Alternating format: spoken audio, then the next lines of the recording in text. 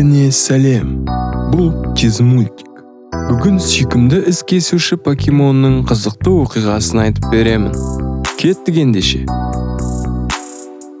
Тим деген баланың әкесі Гарри баласына емес, покемондарға көп көңіл бөлгендіктен Тим кішкентай құбыжықтармен әкесін жек көріп кетті. Сондықтан бала анасы қайтыс болғанда әжесінің үйіне көшті. Ер жеткен Тим әкесінің жол апатына ұшырағанын естіп, адамдар мен покемондар бірге бейбіт өмір сүретін Райм-Сити қаласына аттануды шешеді. Қалаға жеткен Тим әкесінің бастығына келеді. Әкесі детектив болып жұмыс істеген. Тим әкесінің пәтерінің кілтін алып, сол үйге барғанда, алдынан Люси есімді тілші қыз шығады. Қыз Гарридің жол апаты жазатайым оқиға емес деп, оны біреудің істегеніне сенімді. Тим оның сөзін елемей, әкесінің бөлмесіне кіріп, бір кішкентай құты тауып, ішіндегі фиолетовый газды шығарып тастап, құтыны қоқысқа тастайды. Бір кезде Тим бөлмеде біреу жүргенін естіп, барып қараса, ол Пикачу екен. Бір қызығы, бала кішкентай құбыжықты түсіне алады. Оларға бағанағы фиолетовый газдың әсерінен жынданып кеткен эйпомдар шабуылдап, бұлар қашады. Кейінірек Пикачу памятін жоғалтып ап, бәрін ұмытып қалғанын айтады. Бірақ Гарридің серіктесі екенін точно білем дейді.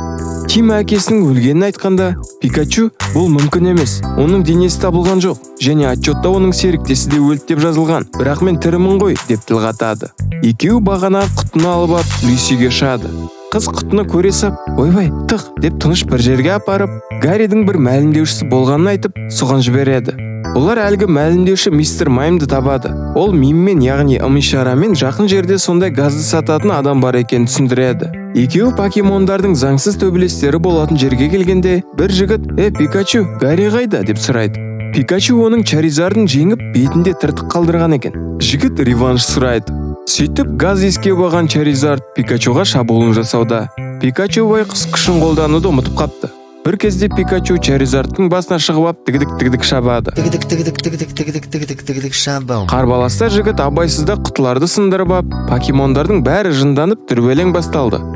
Полиция бұларды бөлімшеге әкелгенде, Тим әкесінің бастығына Пикачу тірі, әкем де тірі болуы мүмкін деп айтады. Бастық бейнежазбаны көрсетіп, мұндай жағдайда тірі қалу мүмкін емес дейді. Сосын далада оларға бір әйел кеп, Райм-Сити қаласының негізін қалаушы Говард Клиффордқа апарады. Ер адам голографиялық жазбаны көрсетуде.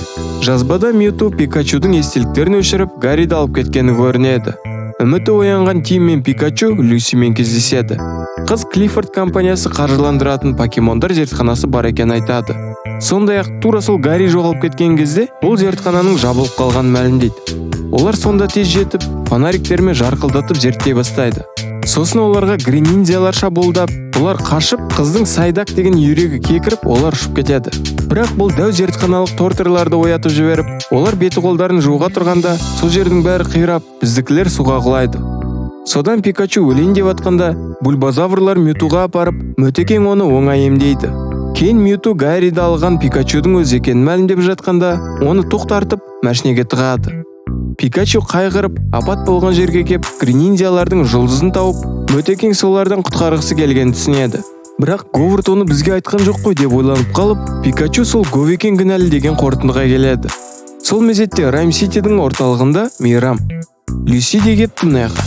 Тим Говардқа келсе, оның басында бір зат, сол зат сананы басқаратын зат екен. Ол Мөтекең арқылы Тимді тоқпайын атып, лақтырып жібереді. Гарри мен Пикачу қамалған Мөтекеңді құтқарған екен. Сосын жауап ретінде Мөтекең бұларды грининзиялардан құтқаруға тырысқан. Нәтижесінде осы жазатайым оқиға болды. Мьютоның денесіндегі Говард сыртқа шығып фиолетовый газға толы шарларды жарады. Люси әкіммен сөйлеспекші, бірақ әкім өзінше болып жүр. Газдан покемондар жынданып, бақылаудан шығып кетті. Онымен қоймай ол адамдарды покемондарының денесіне кіргізіп қояды. Сол кезде Пикачу кеп, Мьюто денесіндегі Говардпен шайқасуда. Говард баласын қамап қойған екен негізі. Оның орындағы покемон біртүрлі көзі бар Люсиға айналып, Тимға не шығасың бө дейді. Ұшып келетқан Пикачу газ жұтып құлайды. Бэтмен сияқты біреу Тимді ұрып, бала терезеден шығып кетейін дейді. Бірақ бақытына орай Говардтың баласы Роджер босап шығып, оны құтқарады. Алайда покемон қайтып кеп, бұларға шабуыл жасайды. Ақырында газдың арқасында покемон желе болып қалады. Сол мезетте Пикачу есін жиып, Мөтекеңді қадайды. Бірақ Мөтекең оны ұстап алып, жаман бала деп айтып жатқанда, Тим Говардтың басындағы затты шешкеннен екеуі құлайды. Бақыттарына орай қабілеттерін қолданып, жұмсақ құлайды. Содан Мөтекең Говард істеген былықтарды түзеуді шешеді. Люсиге әкім мәләдес деп айтқаннан ол қатты қуанып кеткен. Мөтекең шын мәнінде не болғанын айтуда. Жазатайым оқиғадан кейін Пикачу Гарридің санасын сақтап қалу үшін өз денесін ұсынған екен. Демек әкесінің санасы бағанадан бері Пикачуда болған ғой. Сол себепті Тим оның не сөйлеп жатқанын басынан түсінді. Сосын экстрасенс покемон супер күшімен Гарридің санасын өз денесіне қайтарады. Соңы. Рахмет. Арнаға жазылып, колокольчикқа басып, арнадағы басқа да қызықты видеоларды көруді ұмытпа. Сау бол.